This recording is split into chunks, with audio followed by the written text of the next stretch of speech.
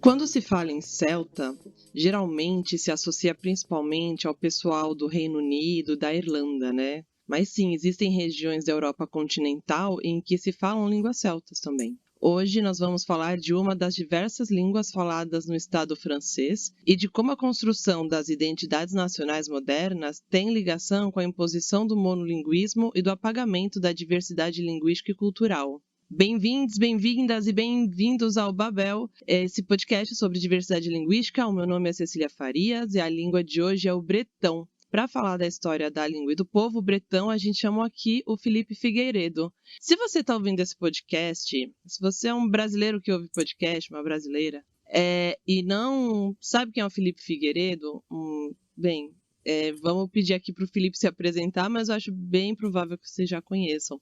Felipe, além de palmeirense, quem é você? Olá, Cecília. Olá a todos os nossos ouvintes. Obrigado pelo convite. Eu sou formado em História pela USP, onde estudei com o nosso querido Rodrigo Lazaresco Ovelha, que tem ciúmes da nossa amizade. Vou expor ele aqui para o Brasil inteiro. Eu faço podcasts desde 2015, quando eu fui convidado pela primeira vez pelo meu amigo Matias. Nós criamos o podcast Xadrez Herbal, que é o nome do site que eu criei em 2013. Eu também produzo conteúdo para o YouTube. Hoje sou roteirista e locutor do canal Nerdologia, que é um projeto que eu sou muito feliz de fazer parte. Também sou colunista de política internacional, sou professor de história. E eu quero também, agora eu já expus a Ovelha, agora eu vou expor você aqui para os nossos ouvintes, porque eu gostaria de deixar uma coisa muito clara. Você foi explícita ao me convidar, dizendo que você gosta de convidar as pessoas para temas, né, que tirem elas de sua zona de conforto. Então, antes que alguém me acuse de diletante, eu reconheço que até 3 semanas atrás eu não sabia quase nada sobre a história da Bretanha, sabia apenas ali algumas poucas coisas, especialmente período medieval, que o nosso ouvinte vai perceber quando a gente estiver conversando. Então, eu tive que estudar, né, para a nossa gravação. O manual de referência que eu usei foi o Brittany, A Cultural History, já que a gente vai falar aqui do idioma, né, especialmente. Então eu gostaria de dizer que o convite para um tema fora da zona de conforto foi intencional, então eu estou aqui aceitando esse pequeno desafio e eu agradeço o seu exagero ao dizer que todo mundo que ouve o podcast já ouviu falar em mim, mas como eu disse, acho que isso é um pouco de exagero, mas agradeço. Se for pra ser contida, eu nem faço podcast. Não, eu gosto bastante quando a gente pega uns temas que não conhece muito, ou meio que nada, porque eu, pelo menos, aprendo muito. Então, às vezes, em um mês, eu preciso saber sobre Quechua, um monte de coisa que eu não sabia, assim, e aí é quase a cenoura pendurada na cabeça, assim, do cavalo, que vai fazendo ele andar, sabe? É isso, é a programação dos episódios, a minha cenoura. Legal. Então, bem-vindo, Felipe. Fica à vontade. Vamos começar.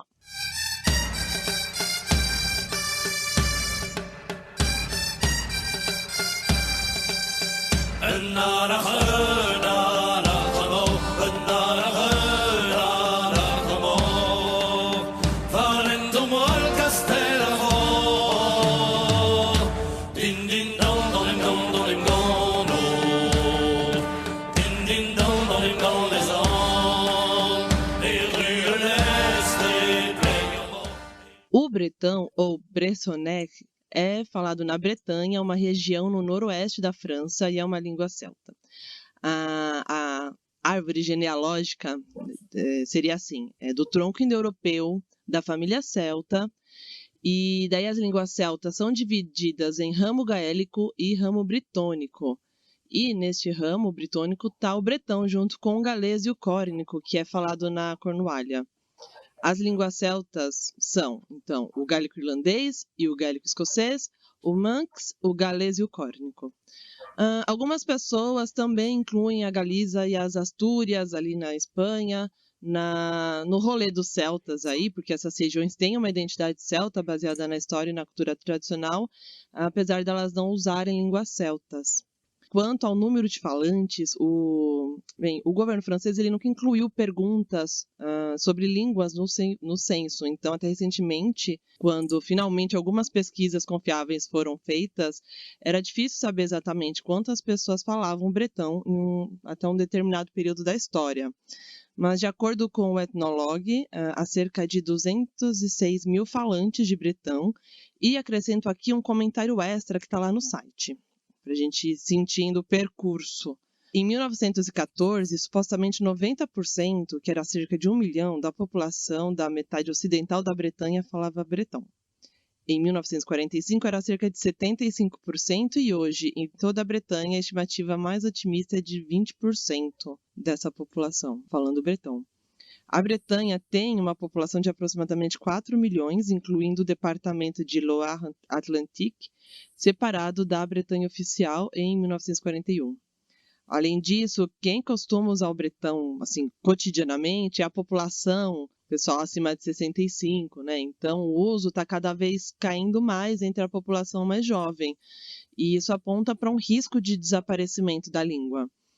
Tanto que o bretão está classificado como gravemente ameaçado de extinção lá no Atlas das Línguas do Mundo, das Línguas em Perigo do Mundo, lá da Unesco. Como toda língua, existem variações internas no bretão.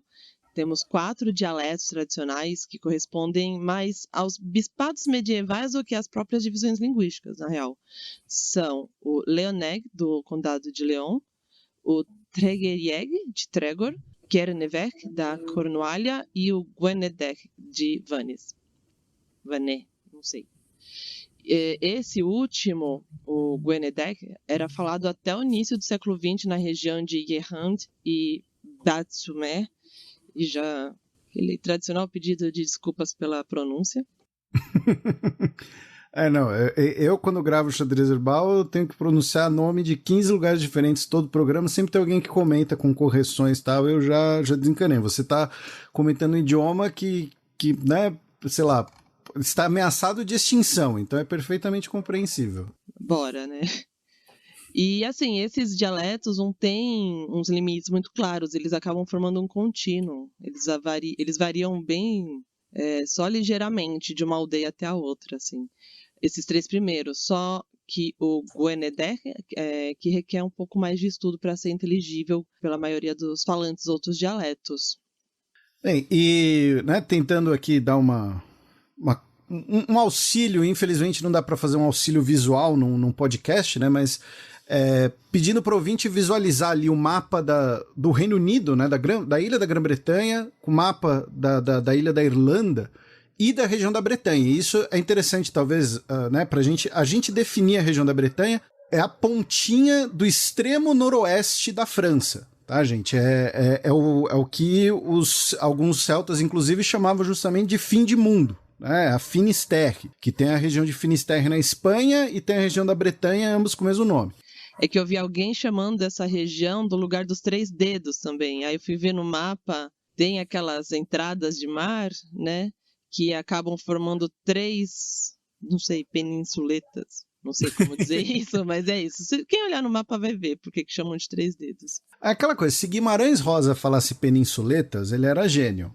Então, a gente pode imitar as palavras. E aí, pensando nesse mapa, né, se a gente pensar ali no norte da ilha da Grã-Bretanha, no extremo norte, é onde nós temos ali porcentagens razoáveis de falantes de gaélico escocês, com mais ou menos 57 mil falantes. Se a gente pensar no país de Gales, né, 20% de toda a população de Gales fala o gaélico galês, justamente mais de 500 mil de falantes. Temos também ali algumas regiões costeiras na ilha da Irlanda, especialmente na costa oeste da ilha da Irlanda, né, que falam o gaélico irlandês, justamente. Temos a ilha de Man, onde se fala o Manx, né, que a Cecília citou anteriormente, e é Manx, M-A-N-X, da ilha de Man, que muita gente talvez conheça a ilha de Man porque é onde tem umas das corridas de moto mais malucas do mundo, né, onde sempre morre alguém todo ano. Temos ali muito pouco na Cornualha, nesse mapa, e na Bretanha, né, mais ou menos aí 210 mil falantes, segundo os dados de 2007, o que dá pouco menos de 7% da população bretã. Então dá para pegar ali nesse mapa, a gente vê mais ou menos a intensidade dos falantes desse idioma, que estão concentrados em Gales, em algumas regiões costeiras, no extremo norte da Escócia, no leste da Irlanda e na Bretanha. Ótimo, obrigada. Acho que eu vou deixar então o mapa no blog do Babel, na publicação desse episódio, para o pessoal que quiser conferir. D'ici loin bed va une nuit Da boumen va riblar foudi La buspintet va rarar scour Agon e flura us dandou Agon e drantic de barres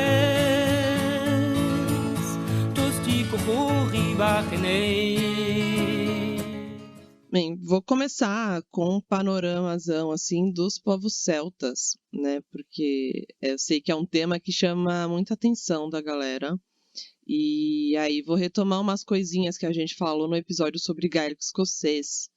Que, por exemplo, celta é um termo usado para designar uma variedade bem grande de culturas que são aparentadas entre si, só que às vezes de maneira meio distante.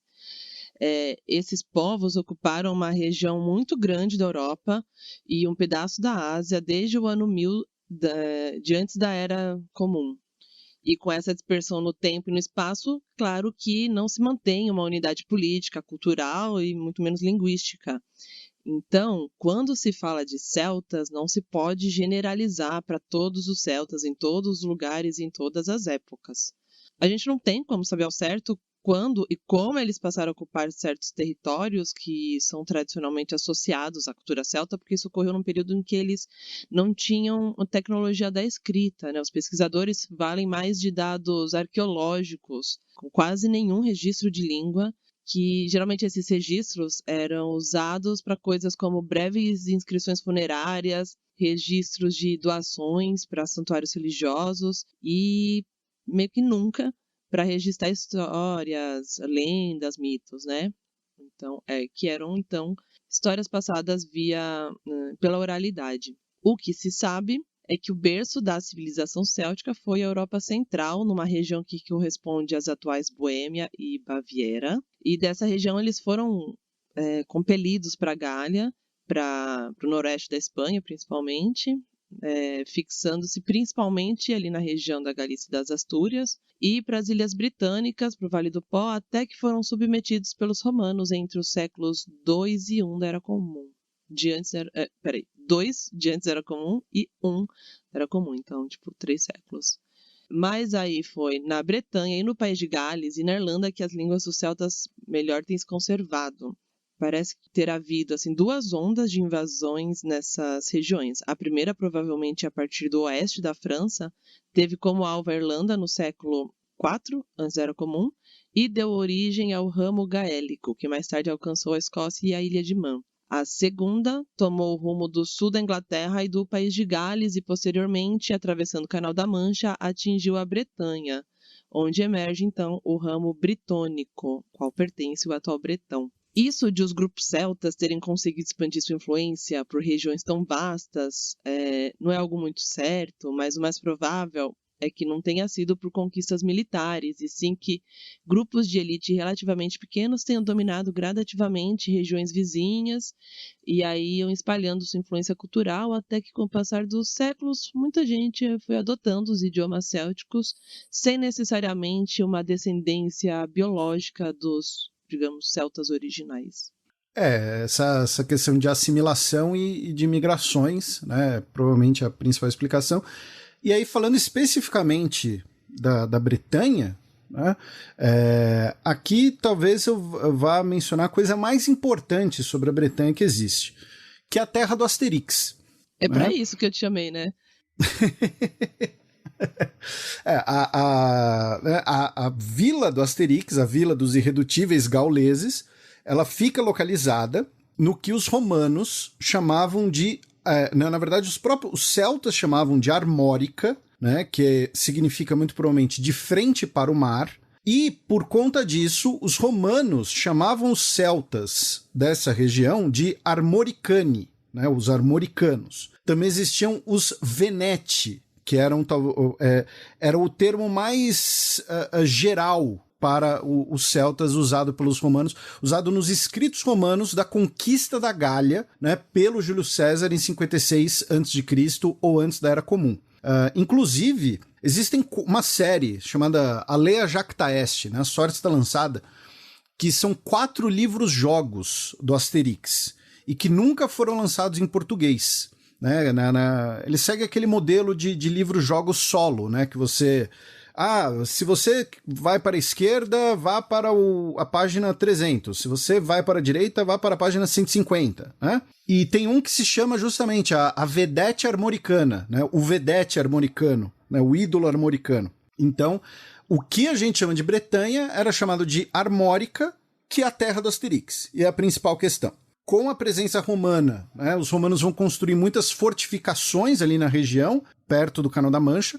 Uma dessas fortificações é a origem, talvez, de uma das cidades mais importantes da Bretanha, que é a cidade de Brest, que fica bem na pontinha, né, controla ali a passagem marítima. Os romanos também vão usar muito o atual porto de Nantes, né, Nantes. E aí uma coisa que, né, pra gente... Agora que a gente está falando da história da região, que é muito importante da gente ter em mente quando falar da história, porque, embora seja uma região relativamente, entre aspas, isolada, né, o Finisterre, o fim do mundo, vai ser uma região com uma encruzilhada de vários povos e ela vai ser alvo de muitas disputas, porque é uma localização estratégica, já que ali você consegue controlar o fluxo marítimo do Canal da Mancha, consegue controlar parte do fluxo marítimo, né, de toda ali a Baía de Biscaia, parte da costa francesa, e a partir da França, né, por ser o ponto mais ocidental da França,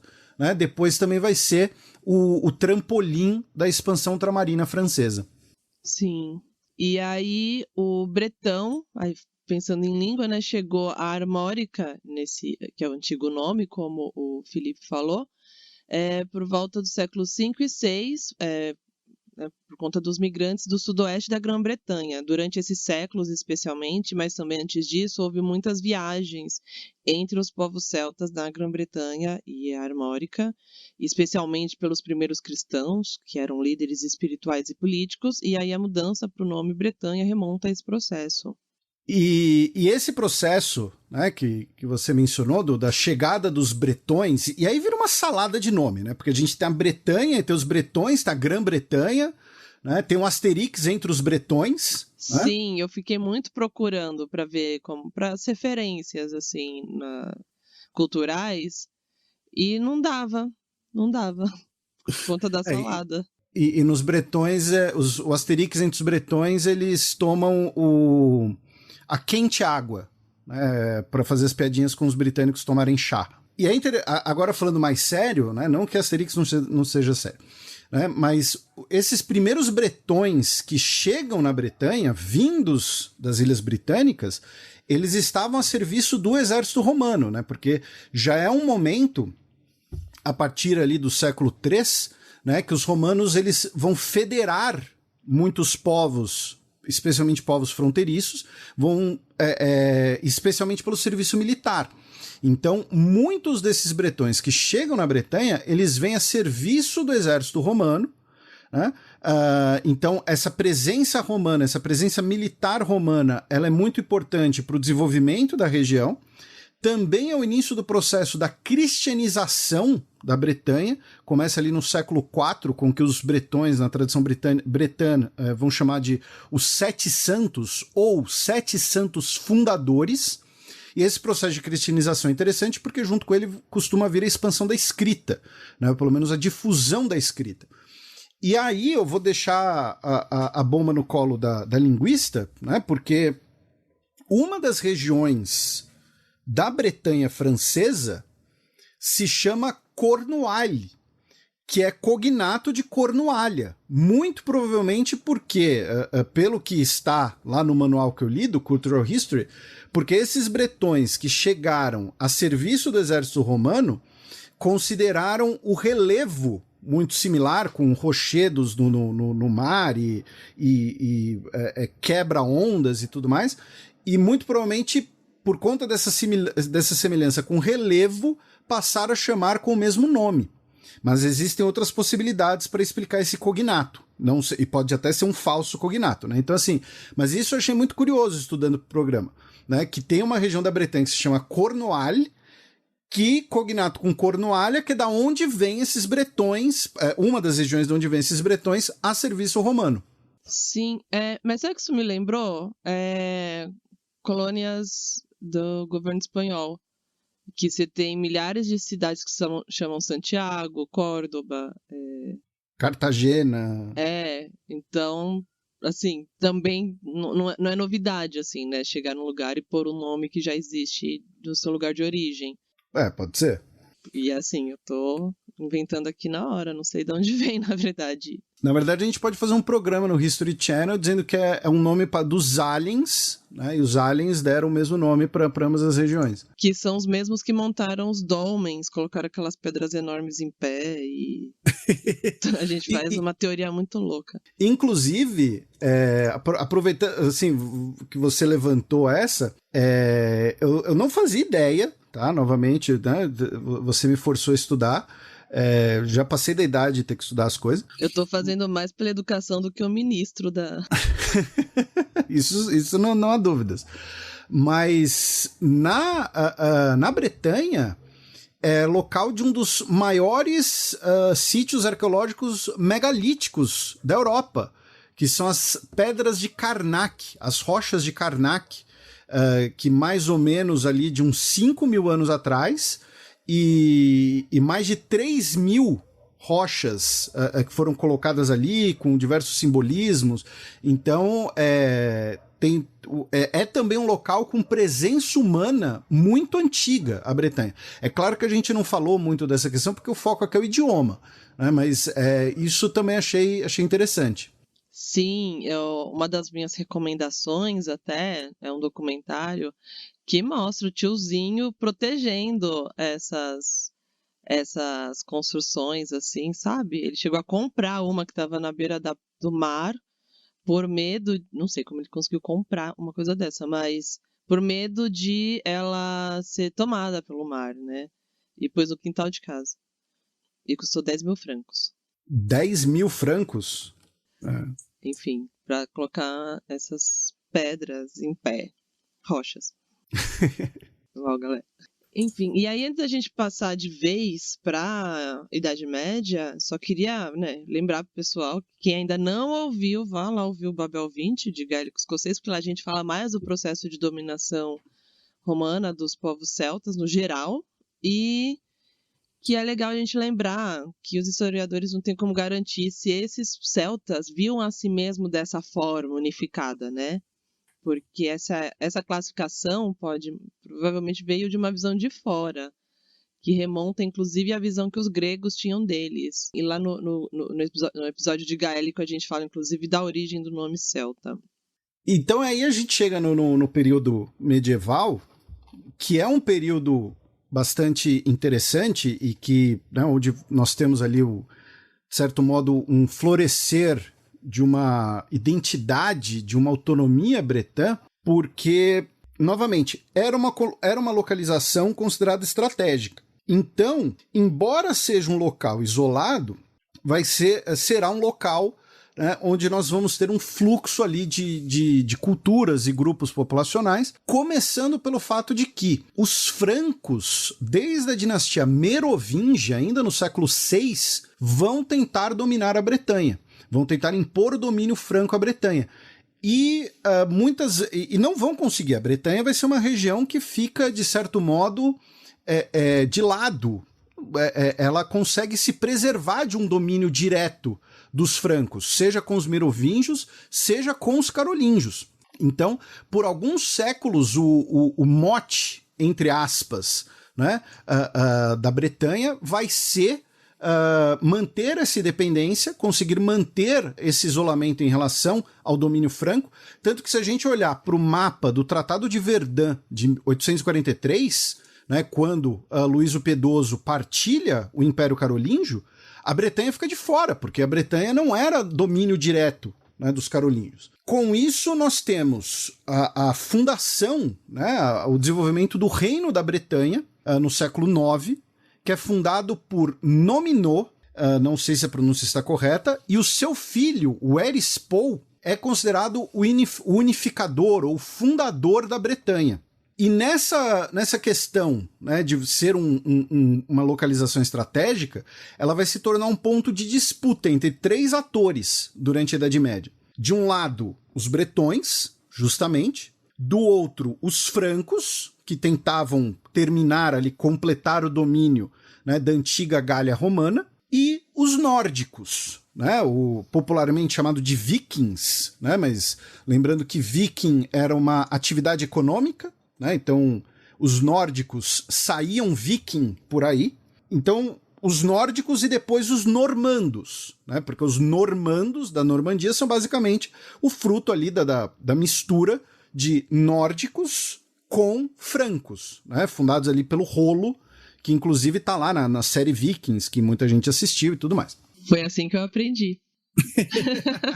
E aí o que acontece? Inicialmente, os bretões e os nórdicos vão se unir contra os francos, né? Tem o famoso saque de Paris pelos nórdicos, inclusive, né? Que eles vão navegando pelo rio Sena, já que os barcos nórdicos, né, os barcos vikings, entre aspas, como eles tinham remos, eles conseguiam ter muita navegabilidade pelos rios.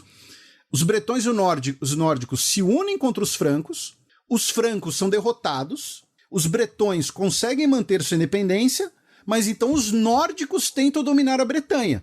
E aí os bretões vão fazer o quê? Vão se aliar aos francos para derrotar os nórdicos. Então vira ali uma aliança tripartite. Com isso, a Bretanha acaba, né, se enfraquecendo devido a esse praticamente ali mais de um século de conflitos intermitentes e então acaba sendo, entre aspas, reduzida ao Ducado da Bretanha, que vai existir aí por 5, 6 séculos. Começa como uma região vassala dos francos, mas lembrando aqui já não mais do grande Império Carolíngio, já dos francos ocidentais, né, a futura França, justamente, né, a região herdada pelo Carlos o Calvo, né, quando a gente fala do Tratado de Verdun. Frânquia, né, inclusive se falava.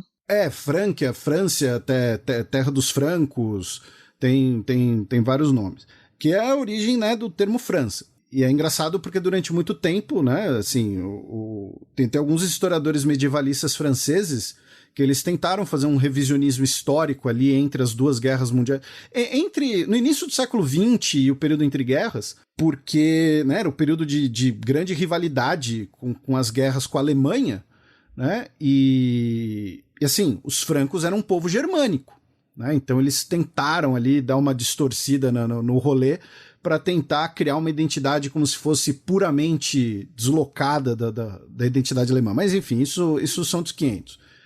Historiografia e identidade nacional. Aí o Ducado da Bretanha ele é criado como vassalo dos francos, depois tem um breve período de independência, mas mesmo nesse breve período de independência ele é marcado por muitos conflitos internos. E normalmente esses conflitos internos eram entre nobres locais com um lado, né, um lado desses nobres locais apoiados pelos francos / pela França, e o outro lado apoiado pela dinastia Plantageneta, a dinastia inglesa. Porque a Inglaterra, vamos lembrar, naquele momento a Inglaterra tinha domínios no continente, queria expandir seus domínios no continente e queria dominar a boca do Canal da Mancha, justamente. Então, o Ducado da Bretanha, que surge como vassalo dos francos, ali do século XII ao século XIII, por pouco mais de 100 anos, estará em união de coroas com a Inglaterra Plantageneta.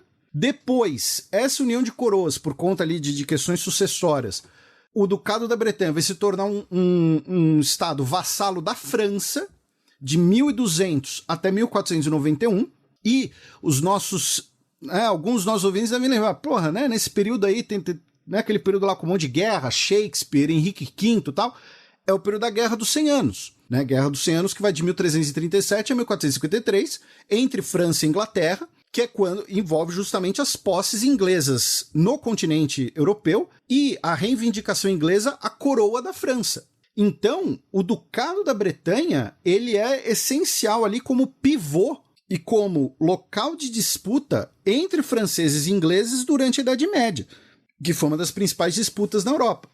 Então, ele passa a ser um vassalo da França, porém com grande influência britânica, grande influência inglesa, tanto que nós temos, em 1341 a 1364, óbvio que eu estou colando as datas, né, a Guerra de Sucessão da Bretanha, que de um lado tinha a casa de Dreux-Montfort, apoiada pelos ingleses, e do outro lado a casa de Châtillon-Blois, apoiada pelos franceses, ambas reivindicando a coroa de duque da Bretanha, e cada uma com seus aliados.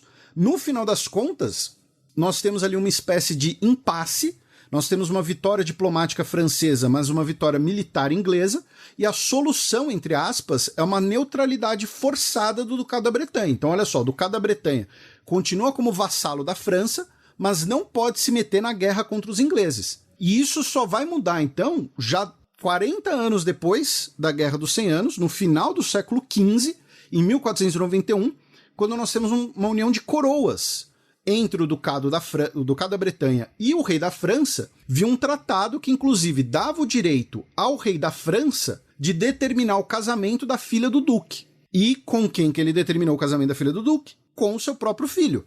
Então, em 1532, o Ducado da Bretanha é absorvido pela França, pela sucessão, quando o Francisco assume o trono francês. Então, por mais ou menos ali 500 anos, talvez um pouquinho menos, vamos colocar 450, o Ducado da Bretanha foi um local de disputas entre Inglaterra e França, e que isso só vai deixar de ocorrer basicamente quando os ingleses abrem mão, ou são, melhor dizendo, né, são forçados a abrir mão das suas reivindicações territoriais na Europa continental, e quando os franceses, já não mais precisando se preocupar com uma ameaça inglesa, vão poder, então, exercer maior pressão política, diplomática e pelos laços familiares de lealdade ao Ducado da Bretanha. Mas mesmo essa absorção pela França, em 1532, e isso é interessante porque depois você vai explicar melhor isso com o período revolucionário, foi uma absorção, não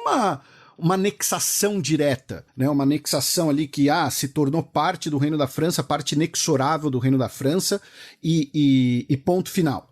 Né? A Bretanha, ela manteve de 1532 até 1789, com a Revolução Francesa, uma autonomia própria, com leis próprias, inclusive existiam os estados da Bretanha, né, que era como se fosse ali uma espécie de um parlamento regional, um parlamento local, né? Os nossos ouvintes devem se lembrar, a Revolução Francesa é aquela coisa a ver lá com os estados gerais e tal. Então, os estados da Bretanha eram como se fosse o parlamento local. Tinham uma coleta de impostos própria, o que era muito significativo, né, já que a gente está falando ali do período da construção do absolutismo na França, né, que é o grande exemplo, o padrão ouro, digamos assim, da construção de um Estado absolutista, né, tem o clássico do Perry Anderson, Viagens do Estado Absolutista. Então, o fato da Bretanha poder coletar impostos, né, ter uma autonomia fiscal, era uma coisa extraordinária. E por conta disso, e aí tem ligação com o idioma, mas é uma ligação que você vai saber explicar muito melhor do que eu, mas por conta dessa autonomia, de ter uma identidade cultural bretã própria, falando, não, nós não somos franceses, a gente foi dominado pela França, é diferente. Nós tivemos revoltas na Bretanha nesses séculos, né, entre o século XVI e o final do século XVIII, normalmente ou com apoio da Espanha ou dos Países Baixos, que eram rivais franceses, então estavam interessados, né, em criar problemas para a coroa francesa, e aí você tinha uma elite local, tanto cultural quanto uma elite mercantil local, interessada eventualmente em reconquistar sua independência, em um levante contra a França, e é um período também de muito desenvolvimento econômico na região.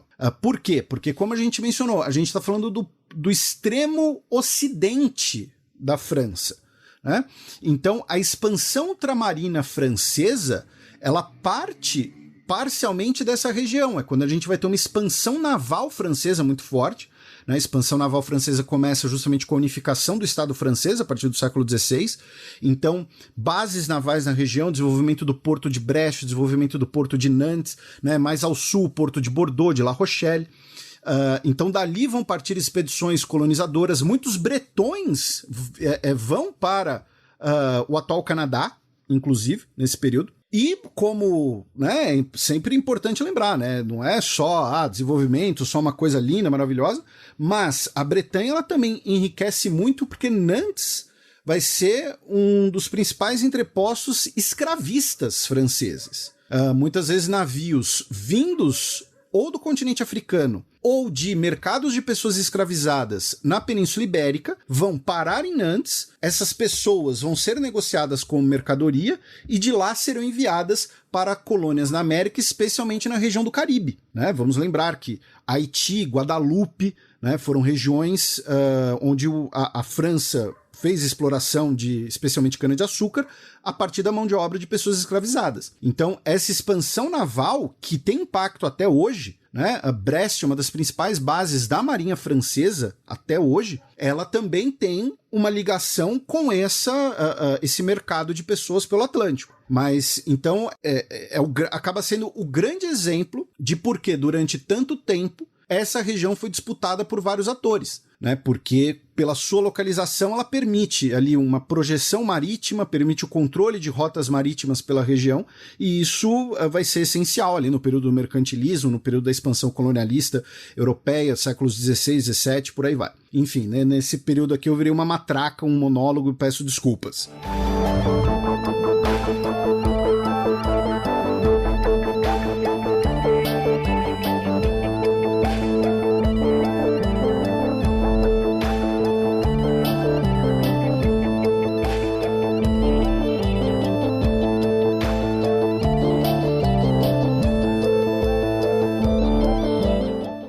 Não, eu tô achando ótimo, e dando esse outro contexto histórico, é sempre importante a gente lembrar que às vezes o pessoal pensa, iluminismo, Revolução Francesa e liberdade, igualdade, piriri pororó, mas tem um monte de questões péssimas relacionadas, assim, né? Mesmo a justificativa da estrutura escravagista, assim, com bases extremamente racionais e de uma hierarquia de raças, né? A própria ideia o próprio conceito de raça é muito desse período. Queria falar de território francês em algum momento, faz algum tempo, porque é muito emblemático a noção de língua e de cultura e de Estado que a gente tem, a visão que a gente tem sobre isso no Ocidente é principalmente do que acontece ali em território francês. Então, e uma das coisas é tipo uma invenção do monolinguismo mesmo, né? Mesmo essa história de a Bretanha é separada, é outro povo, outra cultura, isso vai se consolidar dessa forma nesse período também, porque não se via as coisas como a gente vê hoje em dia. Vamos lá, vou falar. Que assim, hoje é muito recorrente essa associação de uma nação com um território, uma etnia e uma língua, como se fossem coisas equivalentes. E a ideia aqui é desfazer esse mito. E é isso, né? Queria muito falar sobre essa invenção do monolinguismo que vem atrelada à criação do Estado-nação. E para vocês verem que o conceito de língua que prevalece até hoje aqui no Ocidente tem uma forte ligação com a criação dos Estados nacionais soberanos e especificamente com a criação do Estado francês, que tem como base o que o linguista Henrique Monteagudo chamou de modelo napoleônico, que é a associação entre um Estado que equivale a uma nação e a uma única língua. E aí eu vou dar uma... Pode falar. Não, sem querer me meter no senhor Monteagudo, né? Eu não conheço a obra dele, mas... também tem a ver muito com aquela criação dos nacionalismos, né, no final do século XVIII, início do século XIX, que também tem ligação com o romantismo alemão, né, porque os alemães, né, os povos alemães, eles não estavam todos unificados em um Estado nacional, né, nós tínhamos os vários Estados alemães, então o que, entre aspas, os unia era o folclore e o idioma alemão, né, e aí os irmãos Grimm, isso é muito doido, né? Porque quando a gente pensa em Irmãos Grimm, a gente pensa lá nos contos de fada, né? Os caras, não, vamos compilar os contos de fadas tradicionais, as histórias folclóricas e tal, mas eles tinham um projeto político também, né? Que era... Isso está previsto. Ah, eu estou sem querer dando spoilers, é isso? Sim. Ah, então eu vou ficar quieto, não falo mais nada. Cenas do próximo capítulo. Não, mas só para terminar o raciocínio, eles vão fazer essa compilação, vão criar o dicionário de alemão, né? Imagina, assim, né? A vida já é curta demais para se aprender alemão, imagina para se fazer um dicionário de alemão. Então, mas com esse projeto político de falar, olha, nós somos um povo só e o que nos une é a língua. Você pode ser um católico súdito do rei da Baviera, você pode ser um protestante súdito do rei da Prússia, você pode ser um mercador na cidade livre de Bremen, você pode ser... Mas o fato é, você é alemão. Por quê? Porque você fala o idioma alemão. E isso vai ser a base de vários dos nacionalismos ali do século XIX, né, os movimentos buscando libertação do Império Habsburgo e por aí vai. Então, a França vai muito institucionalizar isso, né? Mas a ideia de que há um povo igual uma língua também tem muita ligação com o alemão e com os contos de fada que vocês ainda vão falar mais para frente. Eu vou trazer qual é esse modelo napoleônico e mais para frente falar do modelo herderiano, que tem mais a ver com essa realidade alemã. E aí eu vou dar uma resumida e qualquer complemento que você quiser trazer sobre a Revolução Francesa, traga. A ideia é que os revolucionários da Revolução Francesa buscaram promover a ideia de uma nação baseada nos princípios de soberania popular e de igualdade entre os cidadãos. E quando a gente está falando aqui de soberania popular, é de os povos já não se identificam com o monarca. A identidade não vai com aquela figura daquele monarca, mas sim com todo o Estado. E aí, independente de quem ocupa esse governo central, não é essa pessoa que representa esse povo, mas o conceito daquele Estado nacional que representa esse povo, né? E aí, a nação deveria ter, então, uma cultura homogênea. Acontece o que a gente pode chamar de uma etnização do Estado. Isso quer dizer que se afirma uma identidade política com base em um fundamento étnico. E aí, no modelo napoleônico, se instaura a associação, então, entre Estado, nação e língua. E aí, é um momento em que os revolucionários querem que todo mundo se identifique com uma única língua, uma única cultura, numa região que era bem diversa. E o que se adota é a cultura e língua da região de Paris. Né? Então, o território francês, que era multiétnico e plurilingüe, passa a ter a sua diversidade linguística tratada como um problema que precisa ser aniquilado. E aí, umas aspas do Monteagudo: a realidade do plurilinguismo é escamoteada, ocultada, negada, mas o é precisamente para que não seja visível o projeto da sua destruição. Aí, em outras palavras, o multilinguismo passa a ser tratado como uma condição disfuncional, como se fosse uma exceção, uma distorção do que é o padrão. Então, é nesse momento que a gente vai promovendo uma ideologia de monolinguismo, né? Em paralelo, vai se forjando esse conceito de língua nacional que representaria uma cultura e estaria entre os elementos base da essência de um povo. E a gente pode reparar que nos discursos nacionalistas da época, e como eles são reproduzidos até hoje, de que cada nação teria já séculos de existência antes de ser nomeada como nação. O Felipe fala bastante disso lá no Xadrez Verbal, inclusive situações atuais que passam por isso. E aí, para isso, são usados fundamentos que seriam permanentes, que são território, raça, psicologia coletiva, originalidade cultural e, dentro dessa cultura, a língua. E já falamos aqui em algum... Eu não sei se eu falei aqui, se eu escrevi em algum lugar. Eu tenho a impressão de que eu já falei aqui, que a Europa é tipo um berço da monocultura, assim, sabe? Dessa associação. Porque você começa a estudar, por exemplo, realidades não europeias, não ocidentais, a gente tem muitos lugares no mundo em que as pessoas já crescem com 4 línguas, sabe? Então, a língua do pai, a da mãe, a da escola, tipo uma língua oficial e mais, sei lá, uma outra. E aí, como você vai falar que ela é uma língua? Que a essência dela é uma língua, sabe? Então, pensar dessa forma é pensar no modelo europeu. Sendo que a Europa comporta, tipo, sei lá, 5% das línguas do mundo. Como a gente pode achar que isso deve ser o padrão do mundo, sabe? Bem, a gente sabe por que isso acontece. Um outro exemplo disso que você está falando, por exemplo, a Itália. Né? Quando a Itália é unificada, ela tinha diversos idiomas. Assim, eu sou convidado aqui, então assim, quando eu falo, sei lá, idiomas, dialetos ou alguma coisa assim, eu não sei o significado da linguística para essas expressões, sei que algumas podem ser pejorativas, então peço desculpas, mas aí a gente tem a imposição do Florentino, né? O que a gente chama de italiano é o florentino, né? Porque era o idioma do Dante, então é o padrão ouro. Mas até hoje a gente tem o napolitano, tem o siciliano, ainda resiste bastante, o calabrês, o sardo. O sardo, né?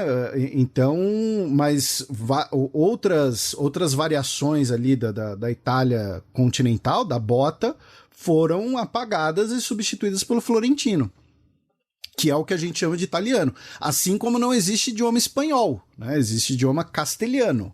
Enfim, são outros exemplos de unificações e imposições monolíngues na Europa, né?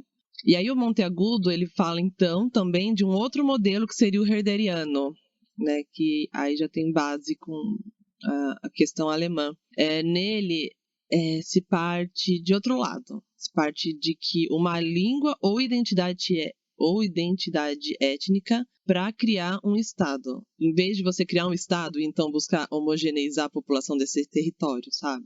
E aí muitos processos independentistas europeus estão baseados nessa proposta. Não se baseiam num Estado pré-existente, mas sim aspiram criar esse novo Estado. Então, a gente tem uma afirmação como: somos uma comunidade diferenciada porque possuímos uma língua própria e distinta e por isso mesmo constituímos uma nação e, como tal, temos direito a um Estado independente. É o que se vê na base dos discursos de algumas comunidades autônomas dentro do Estado espanhol, né, como Galiza, Catalunha, o País Basco, num processo num sentido contrário ao da citada anteriormente etnização da política. Seria, então, uma politização da etnicidade. Mas, queria lembrar que mesmo assim, e eu trago isso porque é o que eu estou apontando na minha pesquisa de doutorado, que esse modelo continua reproduzindo esse conceito de língua eurocentrada que emerge lá na Era Moderna. Essa ideia de que uma língua, uma cultura e um Estado equivalem, essa visão essencialista de língua. Felipe, falei desse período. Não, acho que é interessante, né, esse processo de absorção, porque aí eu vou resgatar o que você estava falando no início, né, da nossa gravação, que é, ok, o bretão ele está classificado como ameaçado de extinção pela Unesco, mas nós ainda temos, né, dezenas de milhares de falantes de bretão, centenas de milhares, na verdade, de falantes de bretão. Nós temos uma porcentagem considerável da população que fala. Mas são os mais velhos, tudo bem, mas nós temos tudo registrado, devem ter jovens também que conhecem o idioma, e quando eu falo tudo registrado, ou seja, é possível do idioma ser sim perpetuado, ser ensinado, ele não depende apenas mais de uma tradição oral. Então, se em 1789, né, ou seja, 230 anos atrás, né, a Revolução Francesa impõe esse monolinguismo, né, impõe esse modelo napoleônico, ainda assim a língua, por ser um fenômeno completamente não, né, mas por ser um fenômeno orgânico, por ser um fenômeno cultural, ou seja, você não tem como acabar com uma língua via um decreto, né? Não vai ser do dia para a noite. Decretei o fim do bretão, ponto final. 230 anos depois, nós ainda temos falantes de bretão, ainda temos pessoas que estudam o idioma, ainda temos pessoas no Brasil gravando um podcast sobre esse idioma. Então, é muito interessante da gente pensar na língua, né, que a língua oficial é uma coisa, agora a língua como fenômeno cultural, social, acaba sendo outra, e que, óbvio, são duas esferas que dialogam, mas uma mantém-se existindo independente da outra. E é o que você estava falando sobre a construção nacional também. Né?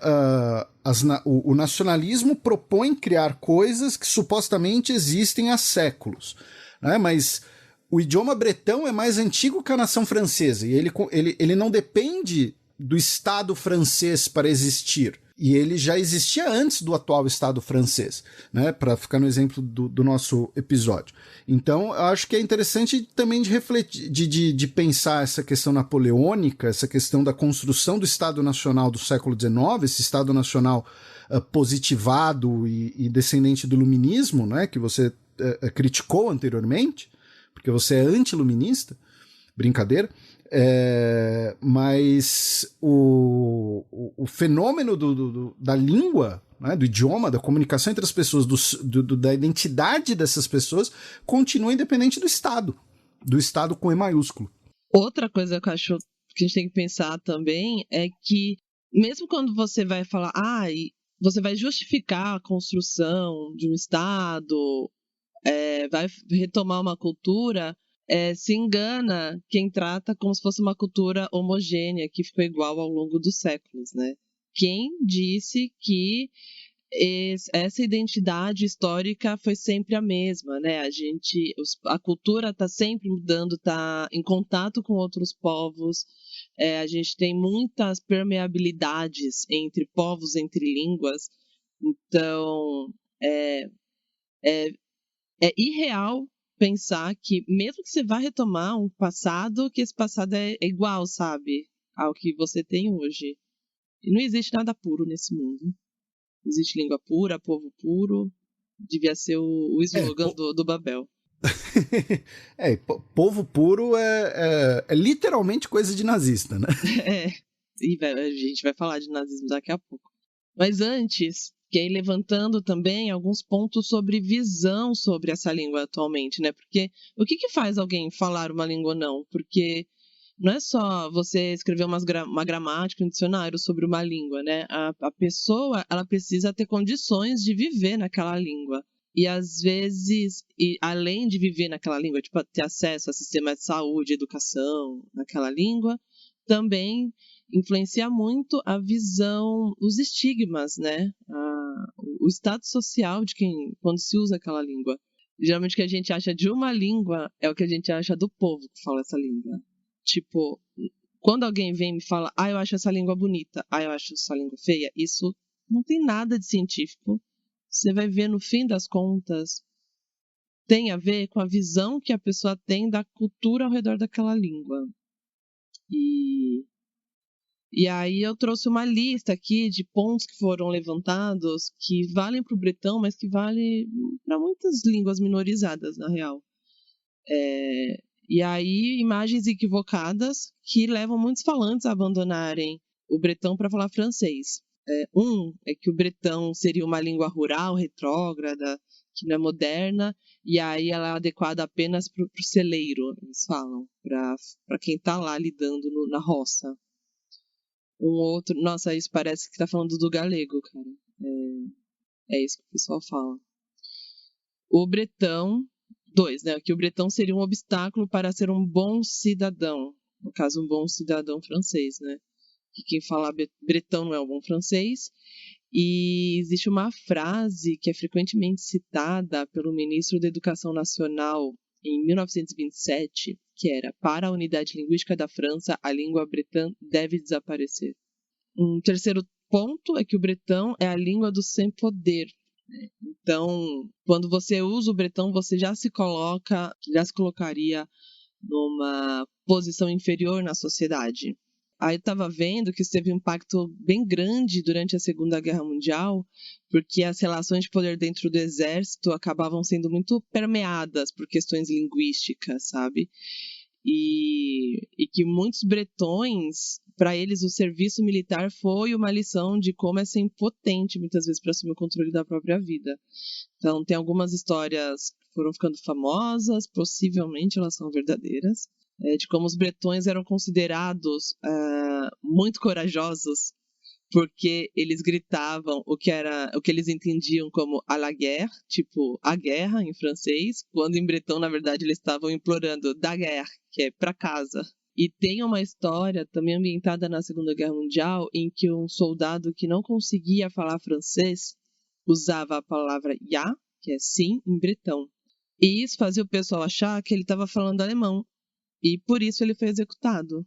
O bretão, na verdade, a sonoridade dele não é parecida com o alemão, mas ele é ininteligível para um falante de francês. E os caras simplesmente não identificaram e mataram.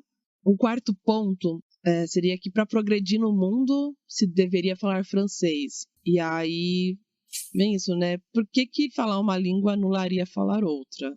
Então tá, fala francês então, mas não quer dizer que você não pode aprender outra língua.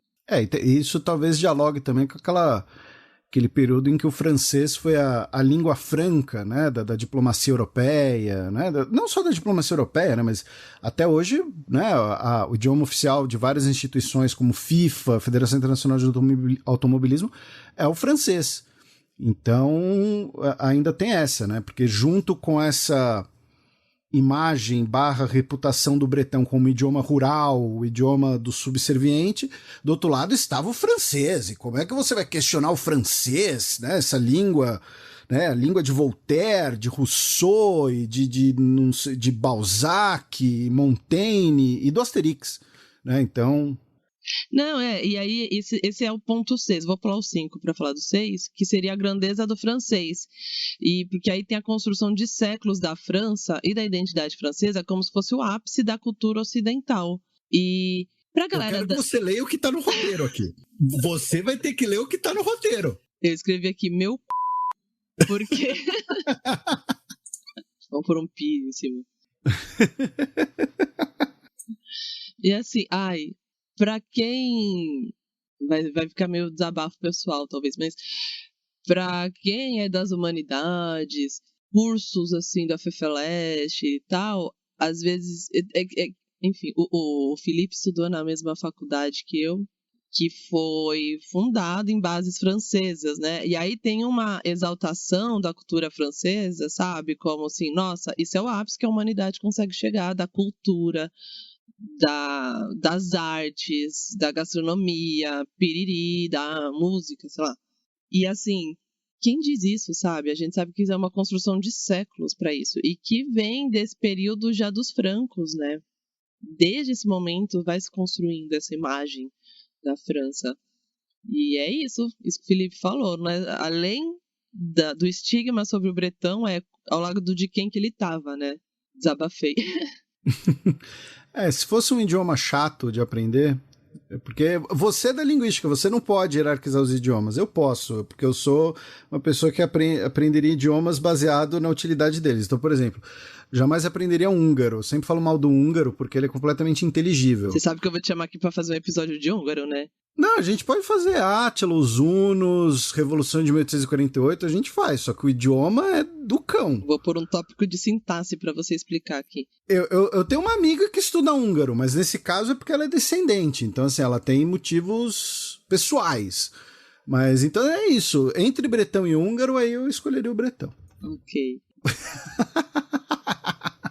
Eu só tô enchendo o saco, tá, gente? Só pra deixar claro. Eu sei, Felipe. Bem, e aí, como eu pulei o ponto 5, eu vou voltar nele.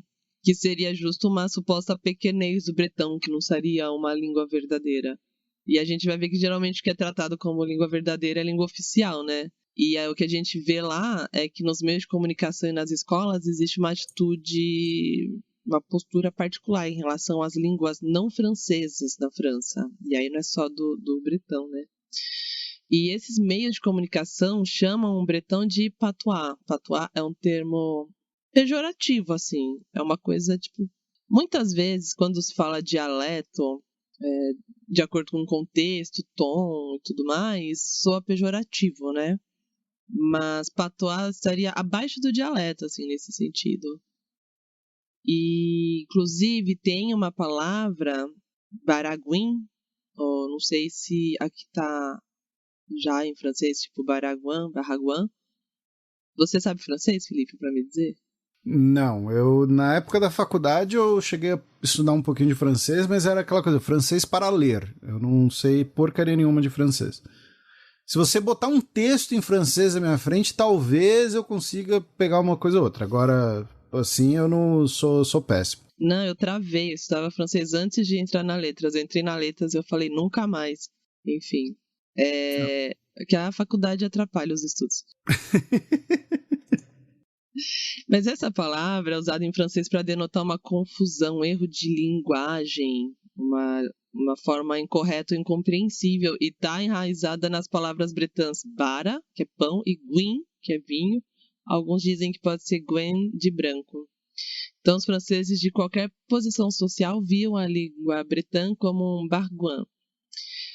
Foi e ainda é muito fácil para os bretões, então, terem a ideia de que o bretão seria uma língua menor do passado, que não vale o esforço de aprender. E aí, falei das coisas ruins, né? Mas temos apontamentos assim para coisas bacanas também, de retomada da língua e tal. Enquanto, né, a gente está falando dessa visão você está explicando essa visão de que o bretão era tido como algo menor, mas ainda assim presente, né? Então, nesse caso aqui, a gente está falando, por exemplo, de Segunda Guerra Mundial, a gente vai falar, melhor dizendo, né, de Segunda Guerra Mundial, pós-Segunda Guerra. Mas, na estatística que você deu lá no início da nossa gravação, né, em 1945, né, cerca de 75% da população na metade ocidental da Bretanha falava bretão, era uma porcentagem bastante razoável. Então, nós ainda tínhamos, mesmo depois de séculos da absorção da Bretanha pelo Estado francês, e mesmo depois de séculos, né, da unificação linguística francesa, por assim dizer, ainda tínhamos movimentos militantes por uma independência, né, por um separatismo bretão. E é claro que os exemplos que a gente conhece mais, né, quando você fala em um grupo militante armado na Europa Ocidental, o primeiro grupo que normalmente vem à cabeça das pessoas ligado a uma identidade nacional é o ETA basco. Né, mas várias regiões têm esses grupos. Na França atual, em abril de 2022, né, nós tivemos vários protestos na ilha da Córcega, né, pela morte de um líder independentista, sendo que existe o idioma corso, existem grupos separatistas da Córcega, e a Bretanha não ficou de fora. Né? Nós tivemos a Frente de Libertação da Bretanha, ativa no pós-Segunda Guerra Mundial, cujo talvez evento mais conhecido foi um ataque ao Palácio de Versalhes, ocorrido em julho de 1978, e o Exército Revolucionário Bretão. No geral, se existe às vezes é meio tabu, pelo que eu entendi até falar disso, de que o pessoal da Bretanha teria colaborado com a Alemanha nazista porque se a Alemanha derrotasse o governo de Paris, eles conseguiriam se libertar, se separar de Paris. No fim das contas, a Alemanha, quando sacou que a Bretanha não era tão grande assim, sabe? Não era... não era interessante, não ia trazer grandes ganhos, meio que cagou assim para a Bretanha. Então, mas aí tem gente que, para descredibilizar o movimento bretão hoje, fica falando que todo mundo que tá ali apoiou nazista em algum momento, sabe? Vai estigmatizando o movimento por conta desse episódio. E aí, apontando assim para uma situação atual, aí para tentar fechar de forma um pouco mais otimista, né? Assim. Pra cima. Isso aí, alto astral.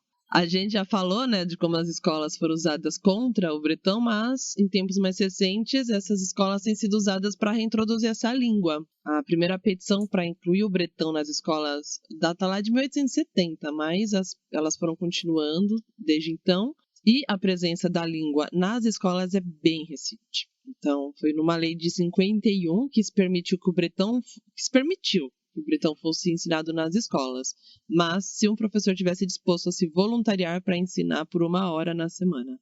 Aí, em 82, teve a Lei Savary, que foi o primeiro apoio real ao bretão nas escolas, mas ainda como uma disciplina opcional, seria ministrada de 1 a 3 horas semanais e geralmente fora do horário normal de aula. Em 77, e aí que é o rolê mais interessante, começou a ter as escolas Diwan, que significa semente em bretão. São escolas associativas, em que o ensino das disciplinas é todo ministrado em bretão, mas elas começaram assim, voltadas ao ensino infantil. O que seriam os nossos ensinos fundamental e médio passaram a ser contemplados em 88 e 94, respectivamente. A ideia sempre foi que essas escolas Diwan devem ser escolas públicas abertas a todos, sem mensalidade, né? A gente está acostumado aqui no Brasil de que o que é público é gratuito, mas infelizmente isso não é no mundo todo. E elas sempre trabalharam para que esse estilo de imersão fosse incorporado ao sistema regular das escolas públicas. E vejam só, que legal. As crianças que são educadas nessas escolas, aprendendo o bretão, elas têm pontuações tão boas e muitas vezes melhores nos testes de francês e das outras matérias do que as pontuações das crianças nas escolas com ensino monolíngue francês. Então, mais uma prova de que não tem nada a ver essa história de que crescer com mais de uma língua atrapalharia o desenvolvimento das crianças. A Bretanha, então, vive hoje um momento assim de pequena retomada da sua língua, da sua cultura. Ainda não é algo tão massivo, os números ainda são de uma língua em perigo, mas já existem movimentações aí no campo da música, das artes e um pouquinho menos da mídia e na internet, mas que apontam para a produção, para a possibilidade de uma vida em bretão. E aí eu queria terminar esse bloco com um trecho que eu li num site do Comitê Internacional pela Defesa da Língua Bretã. Em maio de 2003, o primeiro-ministro francês Jean-Pierre Raffarin, viajou para o Quebec, no Canadá, e declarou durante sua visita: "A diversidade cultural é para nós um projeto político, está no centro de nossa luta." O primeiro-ministro elogiou o Quebec por seu sucesso em proteger seus valores, língua e cultura durante 4 séculos de dominação anglo-saxônica. Não seria bom que o Sr. Raffarin estivesse realmente falando, na verdade, falando sobre a França, quando falou sobre lutar pela diversidade cultural?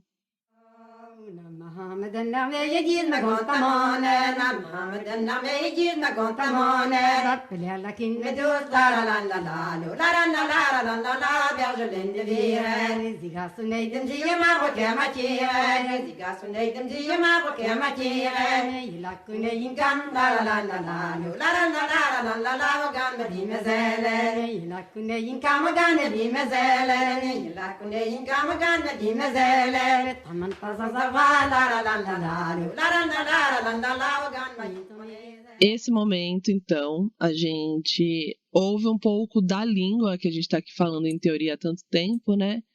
Eu trouxe um áudio que eu peguei nos Wiktongs, do Ian falando bretão. Então, ouçam aí um pouquinho de bretão. Hag deus tu me mam e wan bigoudenet.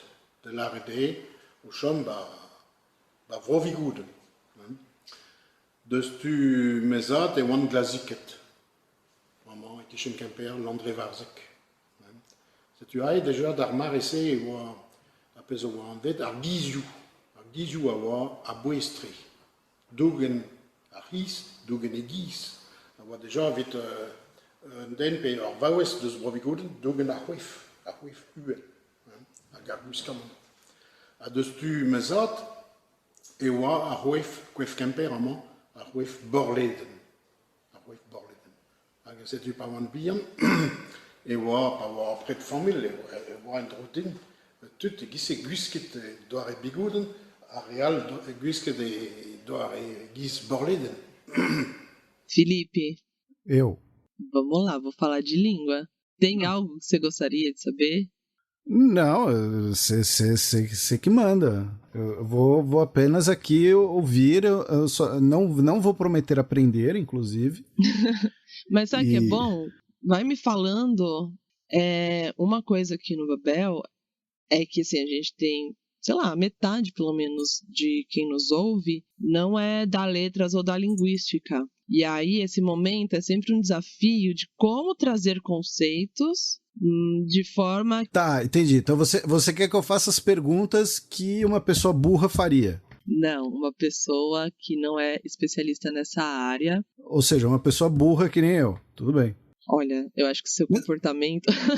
Não, mas eu sou burro, o que eu posso fazer? Não, você vai me ensinando história e eu vou te explicando como é que fala bretão, então, tá? Tá, bora. Então, o bretão, ele compartilha muitos traços que são comuns a outras línguas neocéticas, mas tem um interesse particular para quem é linguista, por ser a única língua celta que foi evoluindo sem estar sob a influência da língua inglesa, né? No caso, sobre a francesa, mas é isso. Sim. Tem outra história. E aí eu vou começar falando das convenções ortográficas. Teve muita variação ao longo do tempo de como se grafava os sons dessa língua. E aí, em 1908, a ortografia de 3 dos dialetos, no caso o Kernever, o Leoner e o Tréguier, foi unificada, e aí aquele dialeto que é um pouco mais distante, o Gueneder, não foi incluído na reforma, mas aí depois foi incluído numa outra reforma que rolou em 1941.